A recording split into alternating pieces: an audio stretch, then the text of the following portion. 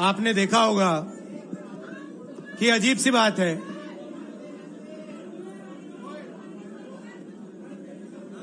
BJP की जो पूरी मूवमेंट थी राम मंदिर की, अयोध्या की मूवमेंट थी। सही बात। शुरुआत अडवाणी जी ने की थी, रथ यात्रा हुई थी, उसमें आपने अडवाणी जी को रथ पे देखा था। कहा जाता है कि नरेंद्र मोदी जी ने उस यात्रा में अडवाणी जी की मदद की थी। इनकी शुरुआत वहां हुई, राइट? ठीक है। रथ यात्रा चली और पार्लियामेंट में मैं सोच रहा था कि उन्होंने राम मंदिर का इनॉग्रेशन किया और राम मंदिर के इनॉग्रेशन में अदानी जी दिख गए, अंबानी जी दिख गए, मगर गरीब व्यक्ति वहां कोई नहीं दिखा। आपने देखा होगा, टीवी पे देखा आपने। अब उसका नतीजा बताता हूं। पार्लियामेंट में मैं यहां बैठता हूं, यहां पे अयोध्या के एमपी बैठते हैं। देखा आपने उनका चेहरा? इंडिया गठबंधन के हैं, है ना? मैंने उनसे पूछा कि भैया आप मुझे एक बात समझाओ, ये बीजेपी ने अपनी पूरी पॉलिटिक्स अयोध्या की पॉलिटिक्स थी। चुनाव के पहले इन्होंने राम मंदिर का इनॉग्रेशन किया, राम भगवान को पॉलिटिसाइज करने की कोशिश की, मीडिया में फैला दिया। मैंने उनसे पूछा भैया एक बात बताओ, ये हुआ क्या कि उन्होंने राम मंदिर का इनॉग्रेशन किया और इंडिया गठबंधन अयोध्या में चुनाव जीत गया? ये हुआ क्या?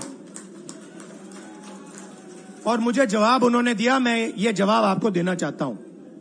उन्होंने कहा राहुल जी, मुझे पता लग गया था, तकरीबन 6 महीने पहले मुझे पता लग गया था कि मैं अयोध्या से लड़ूंगा, और जिस दिन मुझे पता लगा उस दिन मुझे यह भी मालूम था कि मैं सिर्फ लड़ूंगा नहीं, इंडिया गठबंधन अयोध्या से जीतने जा रहा है।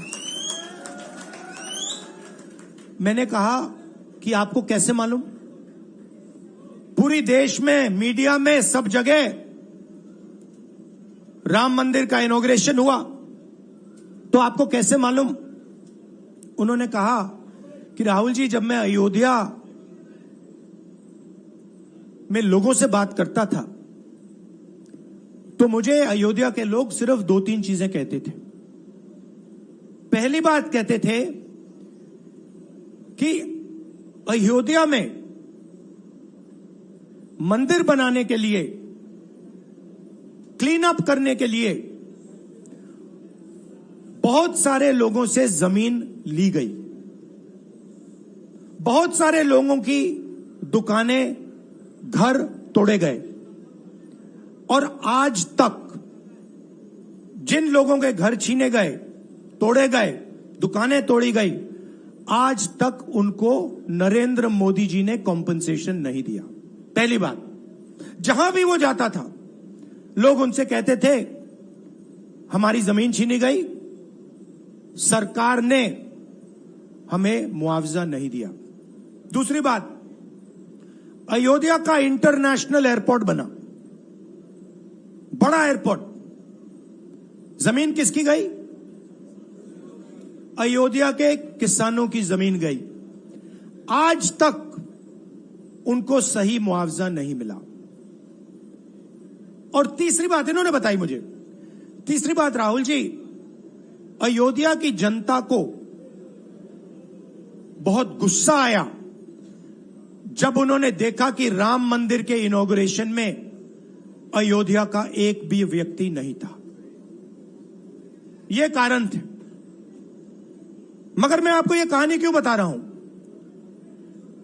क्योंकि जो मूवमेंट अडवाणी जी ने चालू की थी उस मूवमेंट को जिसका सेंटर अयोध्या था, उस मूवमेंट को इंडिया गठबंधन ने अयोध्या में हरा दिया है। बहुत बड़ी बात कह रहा हूं। मतलब इनका पूरा जो सेंटर था, वहां पे हमने, आप जैसे कार्यकर्ताओं ने, कांग्रेस पार्टी के कार्यकर्ताओं ने, और आप जाके पूछिए वहां पे समाजवादी पार्टी के किसी भी नेता से पूछ लीजिए और वो आपको बताएगा कि कांग्रेस पार्टी का कार्यकर्ता बब्बर शेर जैसे हमारे साथ खड़ा हो गया था, 1 इंच पीछे नहीं हटा। तो अयोध्या में कांग्रेस पार्टी ने, इंडिया गठबंधन ने इनको हराया है। तो अगला स्टेप क्या है? अब इन्होंने क्या किया? अच्छा, अंदर की बात बताता हूं। अब यहां आया हूं, परिवार से बात हो रही, तो अंदर की इनसाइड ट्रैक बता देता हूं। इनसाइड ट्रैक है, उसी एमपी ने बताया, राहुल जी यहां पे 3 बार सर्वे हुआ था। नरेंद्र मोदी जी वाराणसी से नहीं लड़ना चाहते थे, नरेंद्र मोदी जी अयोध्या से लड़ना चाहते थे। उनके सर्वेयर आए, 3 बार आए, नरेंद्र मोदी जी आए, और सर्वेयर ने उनको कह दिया, नरेंद्र मोदी जी अगर आप अयोध्या से लड़ेंगे, आप अयोध्या में हारेंगे। आप अयोध्या में मत लड़िए, क्योंकि अगर आप लड़ गए, आपका राजनीतिक करियर अयोध्या में खत्म हो जाएगा। इसलिए अयोध्या से नहीं लड़े, वाराणसी से लड़े। और वाराणसी में हमने 1-2 छोटी गलती कर दी, नहीं तो वहां उनको निपट लेते। मतलब आप देखिए, अयोध्या में उन्हीं के लोगों ने उनसे कहा कि हारोगे, और काशी में कितने से जीते? 1 लाख वोट से जीते। मतलब जान बचा के निकले हैं। सच्चाई है। जैसे मैंने पार्लियामेंट हाउस में कहा, हमारा काम, ये जो लगा रखा है मैंने आज, ये जो चिन्ह लगा रखा है, इसको क्या कहते हैं? अभय मुद्रा कहते हैं। ये आपका चिन्ह है, इसको भूलो मत। आप आज वापस जाओगे, अलग अलग धर्म के लोग हो आप, हर धर्म में यह चिन्ह आपको दिखाई देगा। गुरु नानक जी की फोटो देखिए, महावीर की देखिए, बुद्धा की देखिए। इस्लाम में भी, जैसे मैंने पार्लियामेंट में कहा, दुआ मांगी जाती है, दोनों हाथ से ऐसे मांगी जाती है। आप शिव जी की फोटो देखिए, उसमें आपको यह दिखाई देगा। और इसका मतलब है डरो मत, डराओ मत। और मैं आपसे यहां कहने आया हूं, इन्होंने आपके ऑफिस पे, आपके कार्यकर्ताओं पर आक्रमण किया है। अब आपको डरना नहीं है, डराना नहीं है। इन्होंने हमारे ऑफिस पे धमकाकर, ऑफिस को तोड़कर हमें चैलेंज दिया है। चैलेंज क्या है? गुजरात के चुनाव में मैं आपको बता रहा हूं, हम सब मिलकर इनको गुजरात में हराने जा रहे हैं।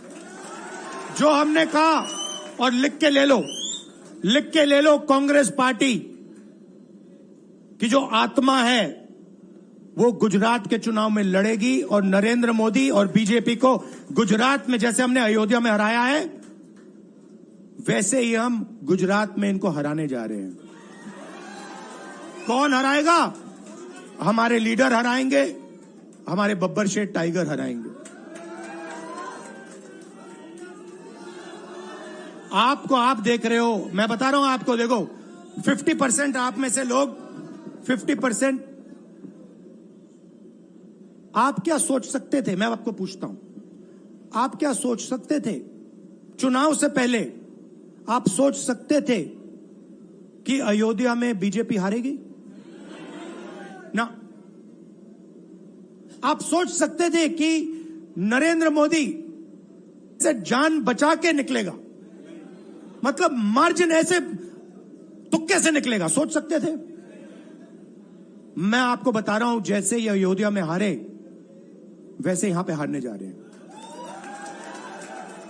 आपको सिर्फ एक काम करना है, एक काम करना है आपको सिर्फ गुजरात की जनता को सिर्फ एक बात बोलनी है, आपको डरना नहीं है। बिना डरे अगर आप बीजेपी से लड़ गए, चाहे आप किसान हो, मजदूर हो, छोटे व्यापारी हो, अगर गुजरात की जनता बिना डरे लड़ गई, बीजेपी सामने नहीं खड़ी हो पाएगी। दूसरा उदाहरण देता हूं, आप कांग्रेस पार्टी को जानते हो? हमारी पार्टी में कोई डरता है? कैसे मालूम?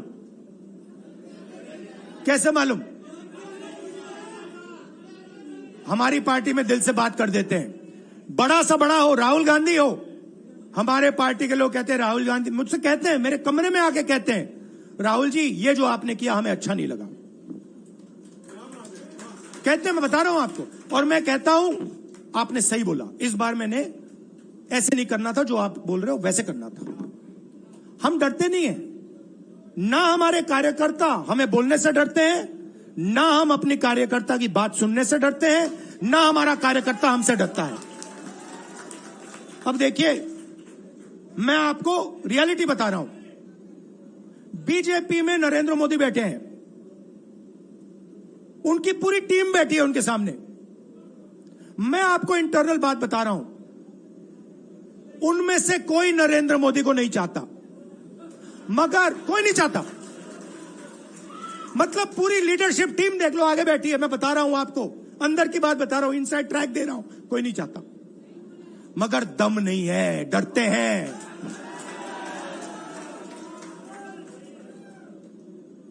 अगर नरेंद्र मोदी जैसा लीडर कांग्रेस पार्टी में होता, पूरी कांग्रेस पार्टी खड़े हो जाती, कहती है नहीं हम डरते नहीं है, हटो यहां से।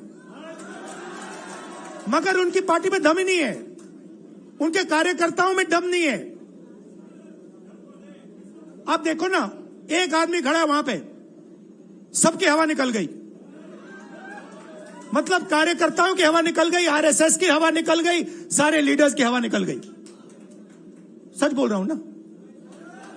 और हमारे मतलब छोटा कार्यकर्ता होता है, टाइगर होता है, आता है कांग्रेस प्रेसिडेंट के सामने, आता है राहुल गांधी के सामने, आता है, कहता है भैया मेरे दिल में ये बात है, आपको ना लगे मैं तो बोल रहा हूं। तो ये है कांग्रेस पार्टी। अंग्रेजों के साथ ये खड़े हो गए थे सारे के सारे आरएसएस वाले। हम लड़े थे, हमने कहा, देश से हमने कहा था डरो मत, डराओ मत, हमने कहा था। बीजेपी के लोगों ने हाथ जोड़ के कहा था भैया डर गए हम, जो करना है कर लो। तो आप अपनी हिस्ट्री समझो, जो डर की भावना होती है ना, वो आप में नहीं है, उनमें है। और इसी के कारण मैं आपको बता रहा हूं, कांग्रेस पार्टी गुजरात में जीतेगी और गुजरात से ही नई कांग्रेस पार्टी बनेगी। क्योंकि कांग्रेस पार्टी, मैं गहरी बात बोल रहा हूं, मैं ऐसी आलतू फालतू बात नहीं करता हूं। देखिए, कांग्रेस पार्टी बनी कहां थी? मतलब हमारे जो सबसे बड़े नेता थे, जिन्होंने रास्ता दिखाया था, आप क्या सोचते हो, जब यहां अंग्रेज राज करते थे क्या डर नहीं था? गुजरात के व्यक्ति ने कहा था, महात्मा गांधी ने देश को कहा कि देखो डरो मत, डराओ मत। और आग गुजरात से शुरू हुई थी। और आज अगर कांग्रेस पार्टी है तो वो पार्टी, वो भावना, वो सोच गुजरात से शुरू हुई थी। इसीलिए जब इन्होंने हमारा ऑफिस तोड़ा, मैंने सोचा भैया मौका मिल गया। अब हम इनको सबक सिखाएंगे। जैसे इन्होंने हमारा ऑफिस तोड़ा, वैसे ही हम उनकी सरकार को तोड़ने जा रहे हैं। अच्छा, अब मैंने डरो मत की बात करी, मगर एक शिकायत भी है। एक शिकायत भी है। यह भी नहीं है कि कांग्रेस पार्टी गुजरात में कमियां नहीं है, ये कहना पड़ेगा, कहना पड़ेगा। कमी क्या है? एक कार्यकर्ता ने मुझे बहुत अच्छी तरह बताया, कांग्रेस पार्टी के कार्यकर्ता ने, राहुल जी, कहता है मुझे, राहुल जी, ये कांग्रेस पार्टी में एक मुश्किल है, दो तरीके के घोड़े होते हैं। एक रेस का घोड़ा होता है, दूसरा शादी का घोड़ा होता है। ये आप कभी कभी कांग्रेस पार्टी क्या करती है, रेस के घोड़े को शादी में भेज देती है और शादी के घोड़े को रेस में लगा देती है। तो उसने कहा ये आप बंद करा दीजिए, रेस के घोड़े को आप रेस दौड़ाइए और शादी के घोड़े को आप शादी में भेजिए। तो ये हमें गुजरात में करना है। जो रेस का घोड़ा है, जो तैयार है, दौड़ने के लिए तैयार है, उसको रेस में लगाना चाहिए। और जो हमारे शादी के घोड़े हैं, जो हैं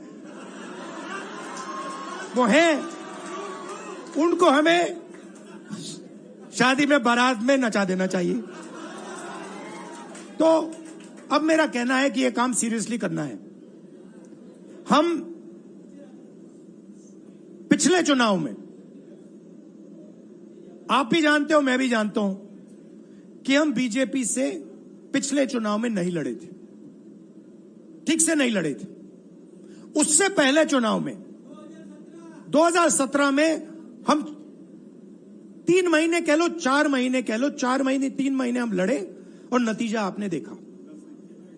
आपने देखा, गुजरात के सीनियर नेताओं ने मुझे बस में कहा, मैं बता रहा हूं आपको इनसाइड ट्रैक, मुझे बस में कहा कि राहुल जी, गुजरात में हमें 40 सीटें मिलेंगी। मैंने उनसे कहा 40 नहीं, हम चुनाव जीतने जा रहे हैं। और 16 सीट से हम चुनाव हारे। अब 3 साल है, 3 महीने में हम फिनिश लाइन तक पहुंच गए थे। 3 साल में हम फिनिश लाइन को मतलब उधर पीछे छोड़ के निकल जाएंगे। मैं आपको यहां कह रहा हूं कि आप लोग गुजरात में कितने साल बाद, 30 साल हो गए, 30 साल हो गए, मैं आपको बता रहा हूं, मानो ना मानो, आप में से 50% अभी मान रहे हैं और 50% कह रहे नहीं भैया नहीं होगा। जो 50% मान रहे हैं, मैं आपसे बात कर रहा हूं, जो 50% मान रहे हैं, मैं आपसे बात कर रहा हूं, आप लड़ जाओ और ये बाकी 50% बैठे हैं, उनकी माइंड बदल दो, नैया पार हो जाएगी, सरकार बन जाएगी। और मैं आपसे कहना चाहता हूं कि एआईसीसी की टीम, राहुल गांधी, मेरी बहन, सारे के सारे सीनियर लीडर आपके साथ यहां खड़े होंगे, आपके साथ मिलकर इनकी सरकार को तोड़ेंगे। आपने बहुत सहा है, बहुत लाठियां खाई हैं, बहुत अपमान हुआ है आपका, गालियां खाई हैं आपने, अब बहुत हो गया। अब इनको हमें सबक सिखाना है और हम इनको हराने जा रहे हैं। और नफरत से नहीं, मोहब्बत से आप देखना, मोहब्बत से हम इनको हराएंगे। कैसे? क्योंकि नरेंद्र मोदी जी का जो विजन था, वो गुब्बारा जो था वो फट गया है, फटाक से वो फट गया है।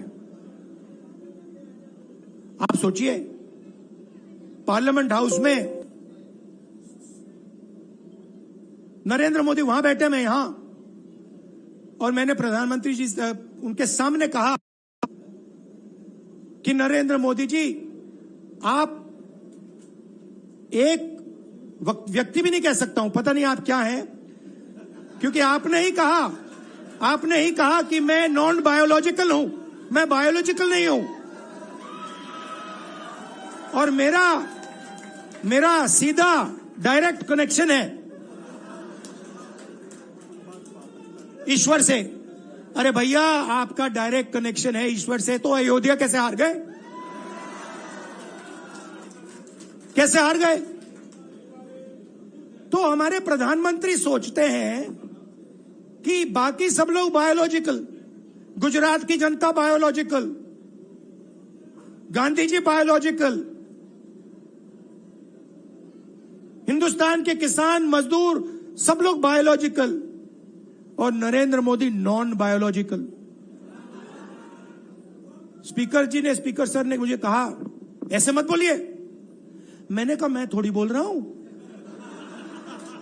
ये तो प्रधानमंत्री बोल रहे थे, मैं तो उनकी बात कर रहा हूं। स्पीकर बिल्कुल चुप हो गए। बात तो सही है, बात तो सही है, ये राहुल गांधी के शब्द थोड़ी है, ये तो हिंदुस्तान के प्रधानमंत्री के शब्द हैं, नॉन बायोलॉजिकल। अब सोचिए, वो व्यक्ति जो अपने आप को नॉन बायोलॉजिकल समझता है और देश की जनता को बायोलॉजिकल समझता है, कि मतलब मैं यहां और बाकी जनता वहां, वो गुजरात को विजन कैसे दे सकता है?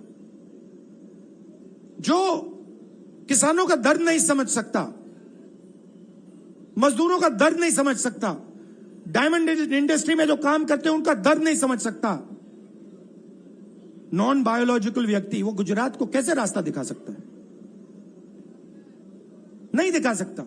तो अब आपका काम है गुजरात को विजन देना, गुजरात के युवाओं को, किसानों को, मजदूरों को, माताओं बहनों को विजन देना कि भैया हम आपके लिए ये करने जा रहे हैं। आपने हमारा मैनिफेस्टो देखा, हिला के रख दिया था बीजेपी को,